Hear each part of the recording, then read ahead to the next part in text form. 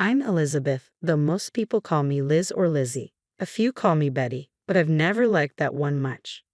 I grew up in what you'd call an ordinary family: mom, dad, and my older sister, Kate. Kate's 7 years older than me, which made a big difference.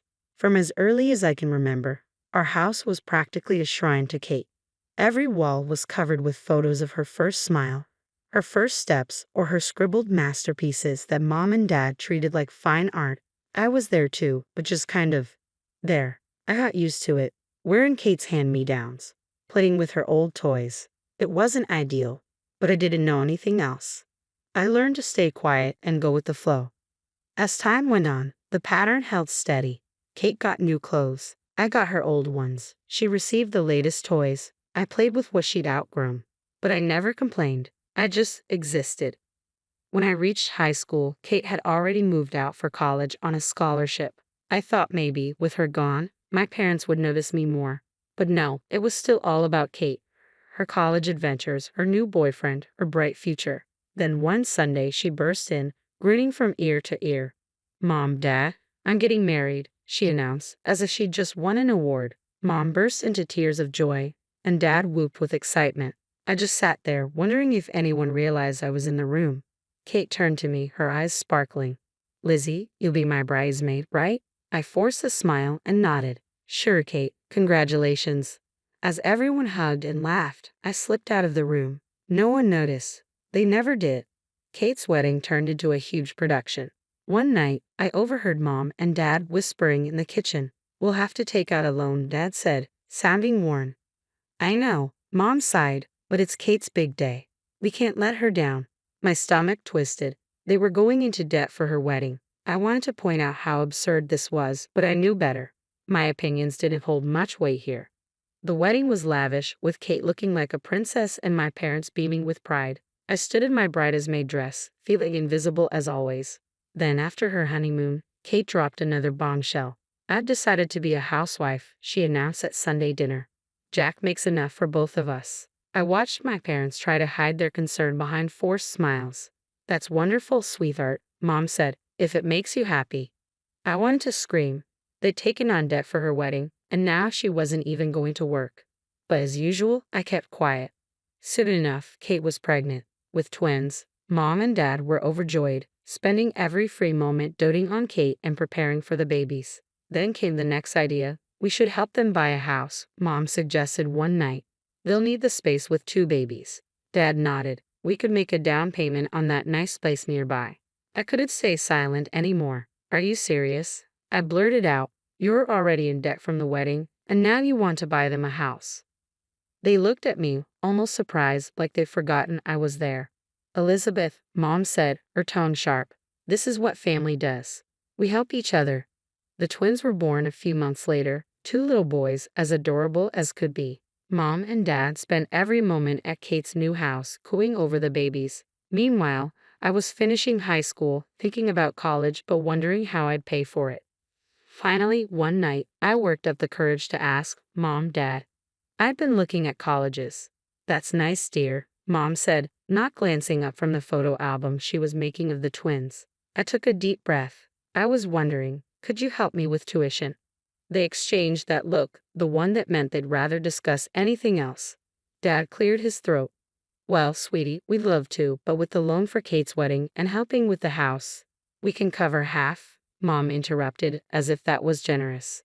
"But you'll need to figure out the rest on your own."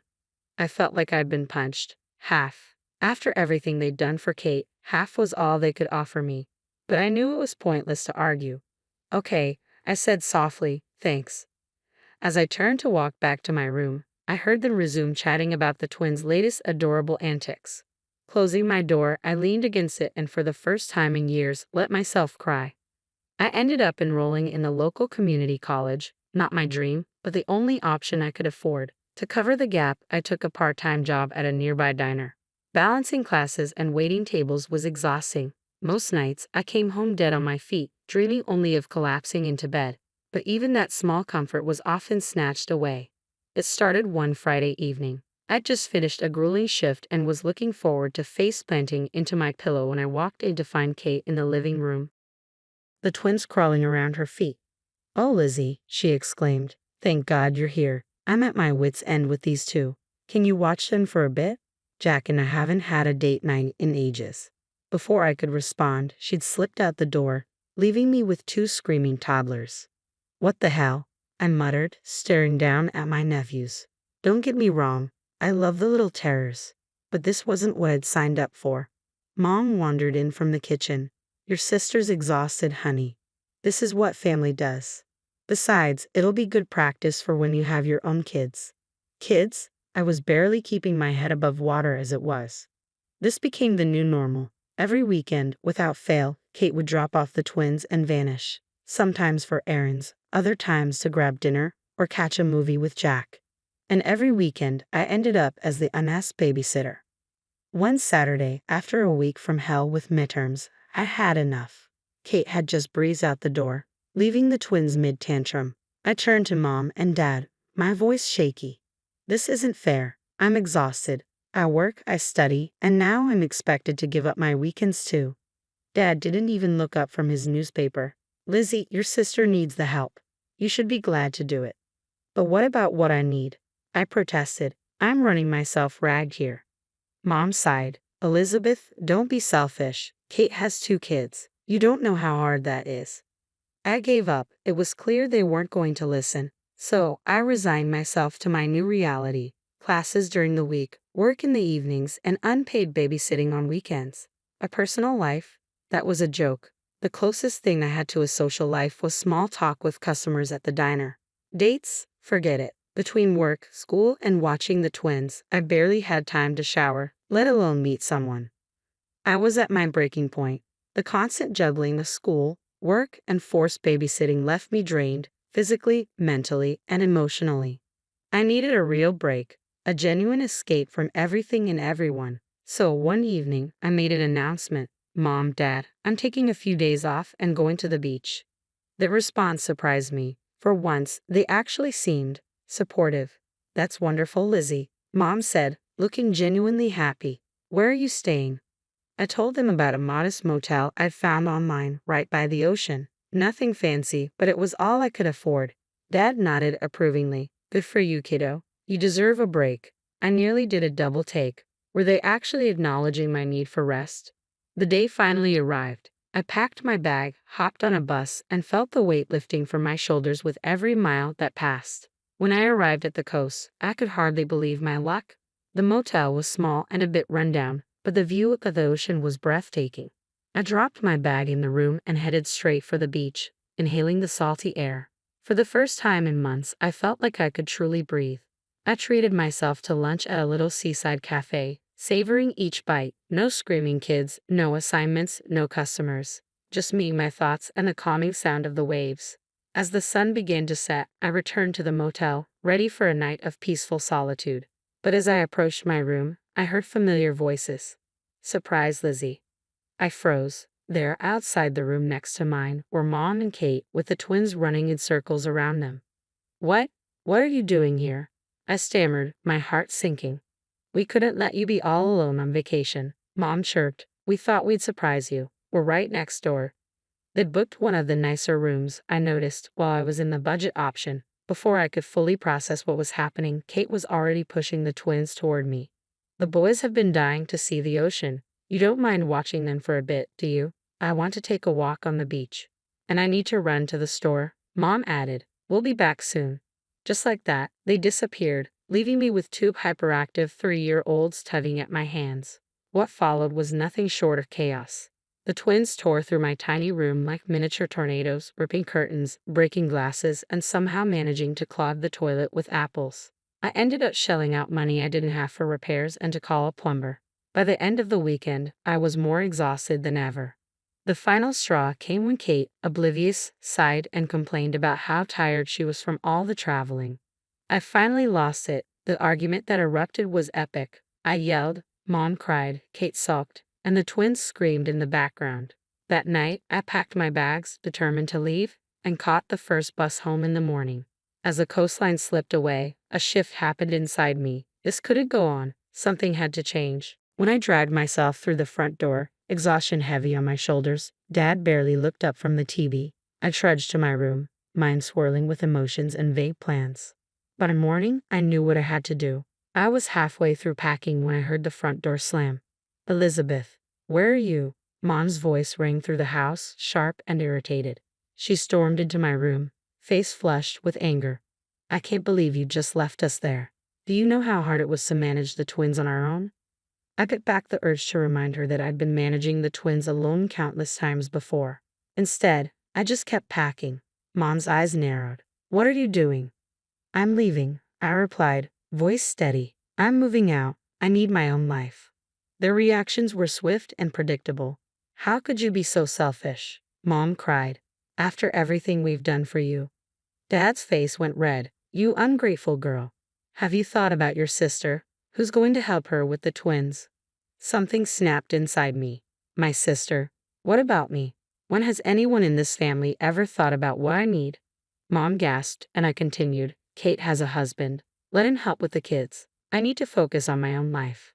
Dad glared. If you walk out that door, don't expect us to keep paying for your college. You'll be on your own. I looked at them, these people who were supposed to love and support me, and realized they were strangers. Fine, I said, zipping up my suitcase. I'd rather be on my own than live like this. No life of my own, just constant demands and screaming kids. I'm done. I pushed past them, dragging my suitcase downstairs. They followed, shouting, but I tuned them out. As I reached the door, Mom made one last attempt. If you leave now, don't bother coming back. I paused, my hand on the doorknob, then opened the door without looking back. The next few weeks were a blur. I crashed on a friend's couch while searching for a more permanent place. Eventually, I connected with a girl from my study group who needed a roommate. We found a tiny apartment we could just barely afford between the two of us. With my parents cutting me off, I picked up more shifts at the diner, working almost full-time on top of my classes. There were nights I thought I wouldn't make it, when exhaustion was so overwhelming I could barely think. But for the first time, I felt free. No one made demands on my time. No one guilted me into babysitting or expected me to put their needs before my own. The apartment was small, my bed just a mattress on the floor, but it was mine. I threw myself into my studies with a determination I didn't know I had. Every all-nighter, every extra shift, every missed event, it was all for my future. 2 years flew by, and on graduation day, I sat in the auditorium, scanning the crowd. A small part of me hoped to see a familiar face, Mom, Dad, even Kate, but the seats I reserved remained empty. Life after college felt like stepping into a whole new world. I landed a job at a marketing firm, and for the first time in years I had a steady income that wasn't just scraping by. I rented my own apartment, nothing fancy, but all mine, no roommates, no family drama, just peace and quiet, and it was glorious. I started doing all the things I'd missed. Going on dates, making new friends, even having a few short-lived relationships. It was fun to be young and carefree for once. My parents and I kept in touch, barely. We talked maybe once a month, stilted conversations filled with awkward silences and thinly veiled disapproval. They were still sore about me moving out, and I wasn't in a rush to mend fences. Then came my 25th birthday. I had plans with friends, dinner and drinks, nothing wild. But a week before, Mom called. Elizabeth, she said, her voice oddly cheerful, we want you to come over for your birthday.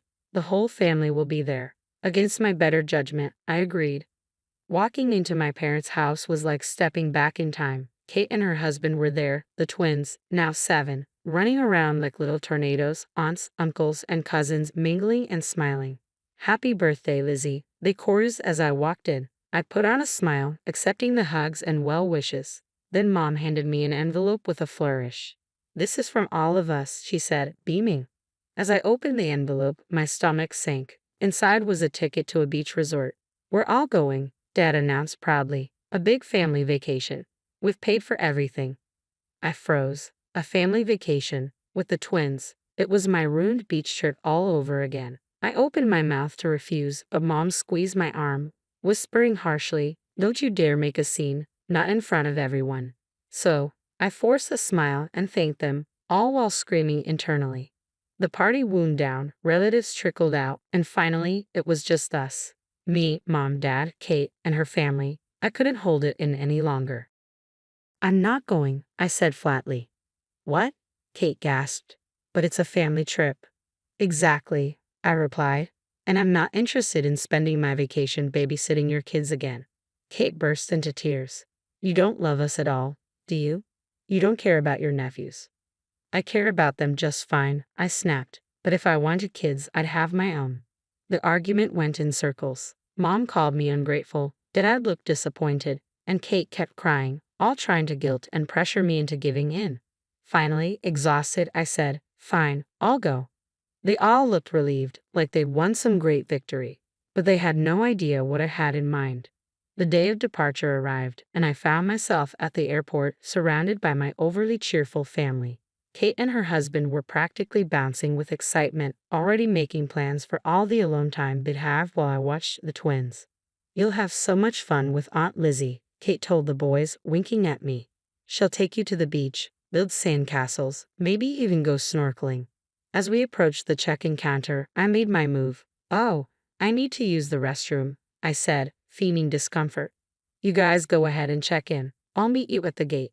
They nodded, distracted by luggage and excited children. I watched them get in line, then turned and walked in the opposite direction. My heart pounded as I approached a different check-in counter. I handed over my passport and the ticket I'd bought weeks ago for a flight to a small, peaceful island resort. Once through security, I found a quiet corner and pulled out my phone. With shaking hands, I typed a message to Mom. I'm not coming with you. I'm going on my own vacation. Enjoy your trip. I hit send and immediately turned off my phone, avoiding the inevitable fallout. When I settled into my seat on the plane, I turned my phone back on briefly. It immediately exploded with notifications, missed calls, voicemails, angry texts. I listened to one voicemail from Mom, her voice shrill and furious. Elizabeth Morgan, how dare you abandon your family like this? You've ruined everything. Your sister is in tears, her husband is furious. They were counting on you to watch the boys. You're the most selfish, ungrateful. As the plane took off, I sipped my champagne and gazed out the window. Yes, I felt a pang of guilt, but overwhelmingly, I felt free, like I could finally breathe for the first time in as long as I could remember. I was going on a trip that was just for me. No obligations, no babysitting, no family drama. Just me, the beach, and whatever I decided to do. When I arrived on the small tropical island, the warm breeze greeted me as if to say, Welcome to freedom. I checked into my resort, a modest but charming place right on the beach. Out of curiosity, I turned my phone back on, and it instantly flooded with hundreds of messages, missed calls, and voicemails. I scrolled through a few with a mix of amusement and trepidation. How could you do this to us? From Mom. You ruined everything. From Kate. You're so selfish. Elizabeth. From Dad. I couldn't help but smile. For once, I'd chosen myself over their demands. I turned the phone off again and locked it in the hotel safe. For the next week, I was unreachable, and what a week it was. I lounged on the beach, read books uninterrupted, went snorkeling, and even tried surfing. I chatted with other vacationers, went on a few casual dates, and stayed out as late as I wanted. No schedule, no responsibilities, no screaming kids. Just me and the rhythm of the waves. Too soon, it was time to head home. I returned to my apartment tanned, rested, and more centered than I felt in years. But the real world was quick to intrude on my newfound peace. The very next day, there was a pounding on my door. I opened it to find Mom and Kate, faces red with anger. How dare you? Mom screeched, barging in without invitation. Do you have any idea what you've done? Kate wasn't far behind. You ruined our entire vacation. The boys were devastated. They launched into a tirade, voices overlapping as they hurled accusations and insults. I was selfish, ungrateful, a terrible daughter and sister. I owed them for the ticket they'd bought for the childcare I hadn't provided. I let them rant for a few minutes, their words washing over me without sticking. Finally, I spoke, calm but firm. That's enough. I don't owe you anything. Not money, not childcare, not my time. I'm an adult, and I get to make my own choices. Mom opened her mouth to argue, but I held up a hand. I'm not discussing this further. Please leave. When you're ready to treat me with respect and have a calm conversation, we can talk. Until then, it's best we don't communicate. They stared, shocked into silence, then stormed out with a few choice words. As the door slammed behind them, I let out a long breath. It hadn't been easy, but it felt right. Over the next few weeks, I made some big changes. I found a new apartment in a different part of town and moved without giving my family my address. I threw myself into my work and picked up new hobbies, painting, yoga, even learning a new language. There were moments of doubt and pangs of guilt, but every time I came home to my peaceful apartment, made plans without worrying about babysitting, or pursued a new interest just for me, I knew I'd made the right choice. I don't know what the future holds. Maybe someday my family and I will find a way to have a healthy relationship, maybe not. But I do know this. I'll face whatever comes on my own terms, standing tall and unapologetic in the life I've chosen for myself.